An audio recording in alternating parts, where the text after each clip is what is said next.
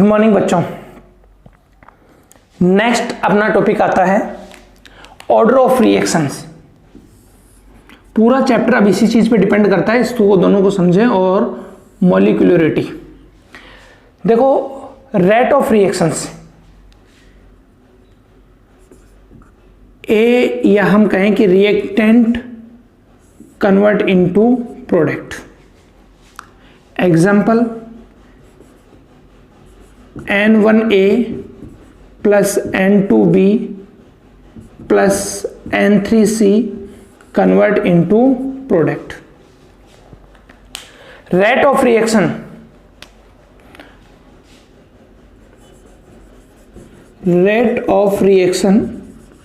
is proportional to A की power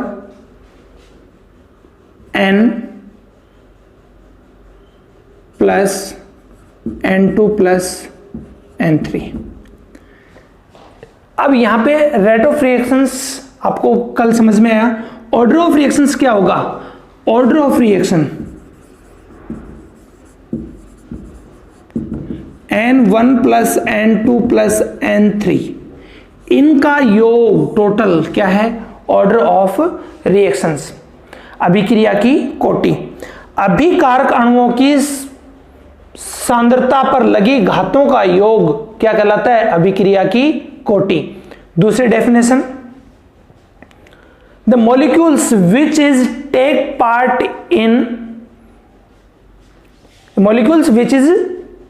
part in rate determining step RDX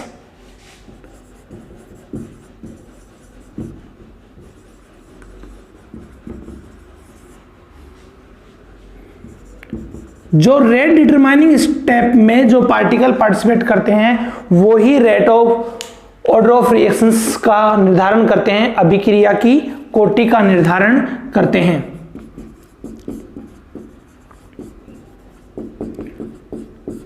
और जो इसको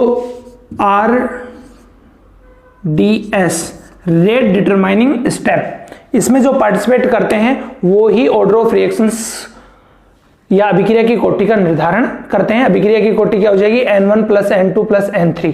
next point, it will be zero. ठीक है, इट विल बी जीरो। अभिक्रिया की कोटि जीरो हो सकती है। N1 plus N2 plus N3 is equal to zero, यानी कोई भी रिएक्टेंट रेट ऑफ रिएक्शंस को कोई इफेक्ट नहीं करता। ठीक है, एग्जांपल देखते हैं अपन। Hydrolysis of ester, hydrolysis of ester, CH3 C double bond O CH3 H plus और OH minus.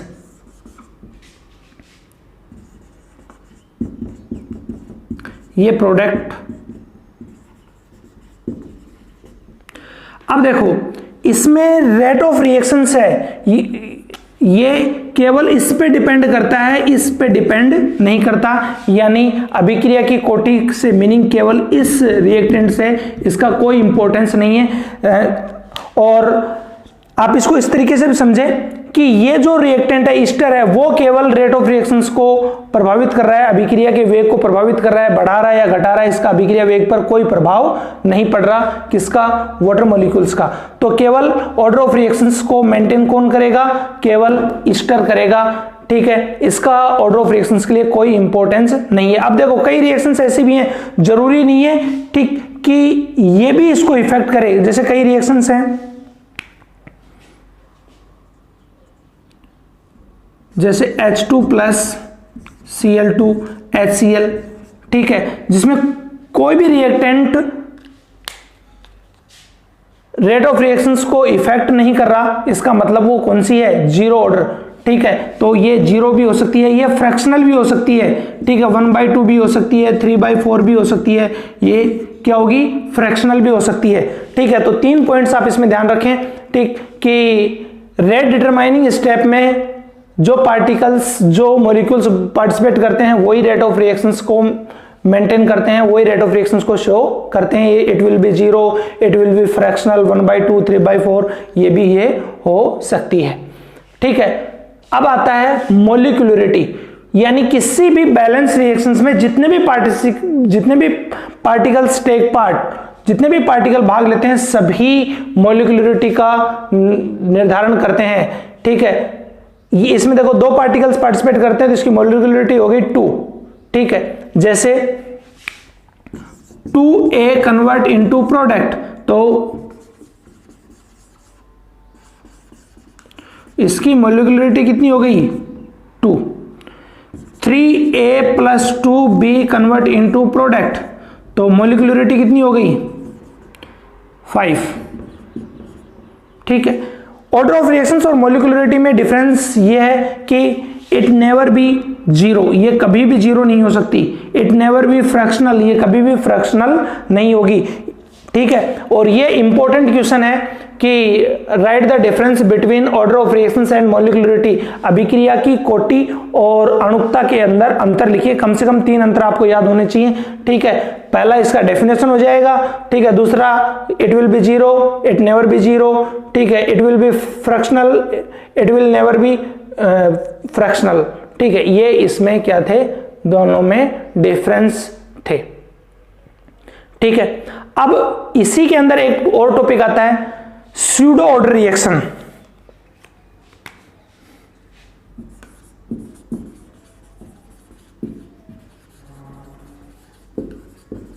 Pseudo order reaction, ऐसी रिएक्शंस जिसमें मोलिकुलरिटी तो 1 से ज्यादा हो और ऑर्डर ऑफ रिएक्शंस 1 हो। ठीक है, उसको बोलते हैं स्यूडो ऑर्डर रिएक्शन। जैसे ये रिएक्शंस है, ईस्टर का जल हाइड्रोलाइसिस, ये है। इसके लिए ऑर्डर ऑफ रिएक्शन क्या हो जाएगा, order of reaction proportional to CH3 C double bond O CH3 की पावर 1 H2O की पावर 0, H2O की पावर 0। Order of reaction 1 + 0 = 1। ठीक है, और मोलिकुलरिटी कितनी हो गई इसकी, मोलिकुलरिटी इसकी हो गई 1 और 2, मोलिकुलरिटी 2, ऑर्डर ऑफ रिएक्शन कितना हो गया 1। That's is known as pseudo order reaction. ठीक है,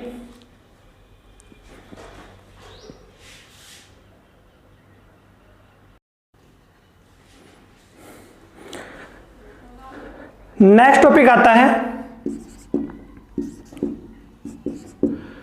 factor affecting of rate of reactions. पहला है concentration of reactant.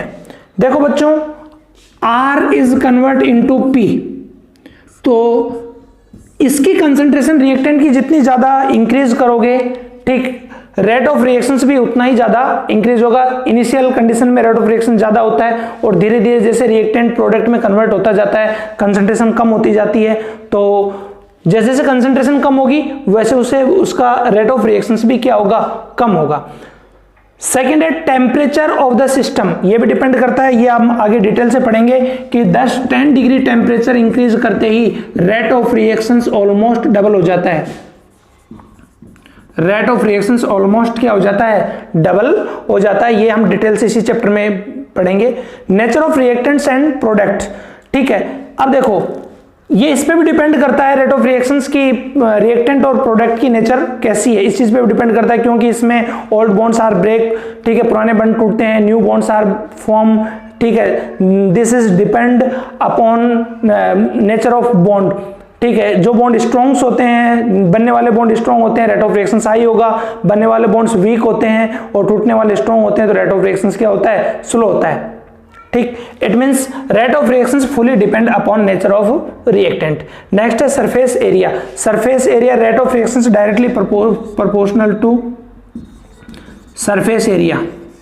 Surface area जितना ज्यादा होगा रिएक्शंस उतनी ही फास्ट होगी, ये आपने पढ़ा भी है। 5th चैप्टर के अंदर कि हम किसी भी सब्सटेंस को पाउडर फॉर्म में लेते हैं तो रेट ऑफ रिएक्शंस क्या होती है, फास्ट होती है। ठीक है, प्रेजेंस ऑफ कैटलिस्ट, ये भी हमने पढ़ा है 5th चैप्टर के अंदर कि कैटलिस्ट की प्रेजेंस में एक अल्टरनेट पथ प्रोवाइड करता है कैटलिस्ट, ठीक, और उसकी एक्टिवेशन एनर्जी को डाउन कर देता है, जिससे रेट ऑफ रिएक्शंस क्या हो जाता है, इंक्रीज हो जाता है। ठीक।